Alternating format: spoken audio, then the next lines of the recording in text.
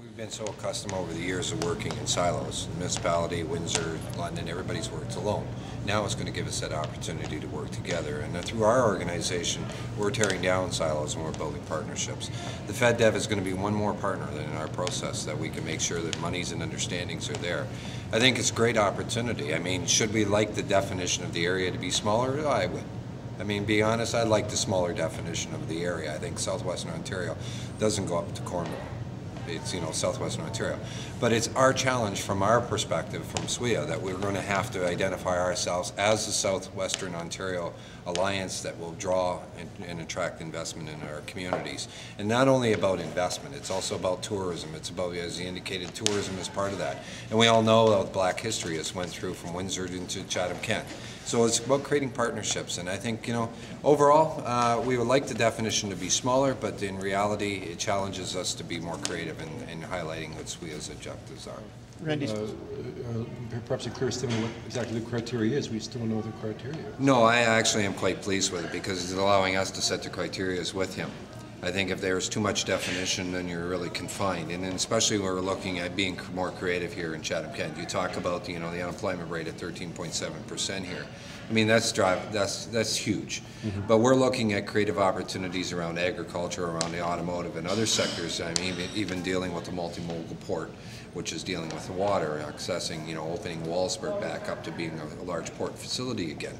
So when there's lack of definition, it allows us to build our foundation, create our business case, and present that to them. If there's too much credence or description around what the programs are, then it confines our ability. And I think that's one thing that we've always tried to do, whether it be in the provincial or federal, is what we do is we create a round square and we try to put a peg through it, a round peg through it, and it's been difficult.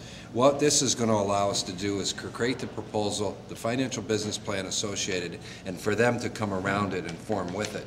Not for us to try to fit something that's around their criteria. You also talk that you're not in a position for that. Well, we are. If you're looking at raising a family, you look at the social economic issues around here, housing, and you deal with schooling, and you deal with the standard of living and everything else that's associated with it. Let's remember, if we're moving to that advanced technology or advanced industry that is out there, everything is done by, high-speed internet systems anymore. So what hurts from a company being located with sophisticated individuals that are working here through telecommunication or communication systems, they can provide the work rate from this community. So nothing is impossible. It's about making the possible in a community. Randy, we don't have one of the most educated workforces in the province, though. And if you're looking for... What you're talking about is absolutely true. We looked at our education level, and that's why I put together the Workforce Planning Board in the area that should have been established back in 1988, but hindsight's 2020. But now it's about moving forward.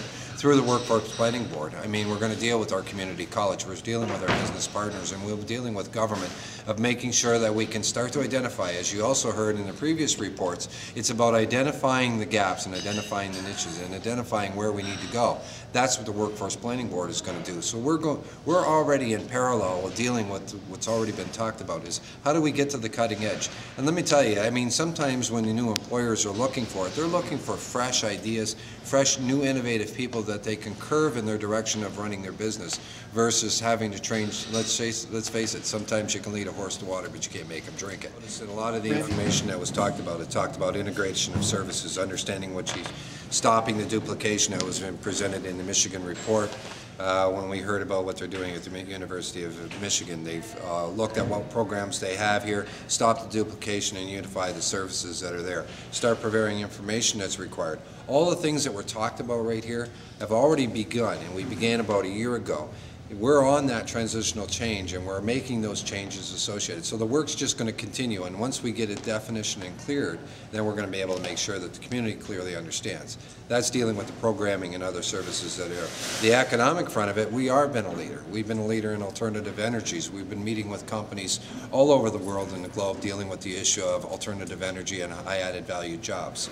So that still moves as we move forward about, what have we learned today? Well, we learned today what we understood yesterday, and we're going to continue to put the pieces of the puzzle together so that we're prepared for tomorrow. Looking at creating a new innovative oils and technology around with the community college here in Chatham-Kent, which is the Ridgetown campus. When you look at commercial alcohol is looking at all their alternatives for it.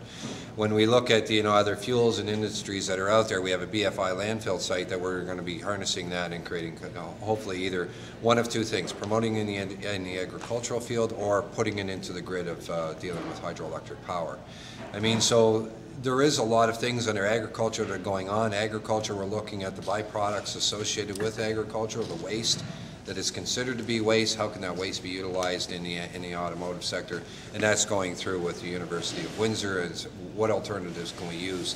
And at the beginning, it's really costly to do those types of things. I mean, because any new technology and innovation always requires money and testing. But we are finding added value products outside the human consumption of where agricultural can be utilized. What are you going to be asking FedDev for in terms of money?